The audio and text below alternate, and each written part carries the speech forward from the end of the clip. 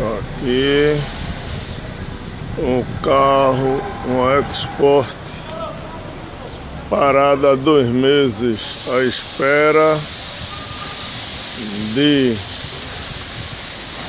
2 peças, não chegou ainda. 2 meses.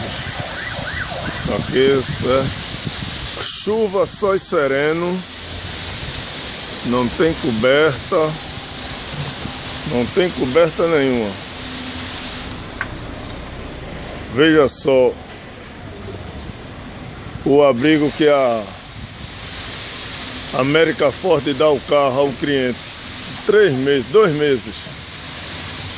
meses meu carro à espera de peça na chuva, sol e sereno. Que a EcoSport há 2 meses que aqui está esperando peça. Olha só o desamparo que a América Ford está dando ao meu carro, debaixo de chuva e de sol, tá certo? De placa aqui que vocês estão vendo gravada, tá ok? O gerente daqui da oficina, incompetente, não dá atenção ao cliente. Há 2 meses que meu carro está aqui. O gerente aqui é uma porcaria. Tá ok? Aguarde na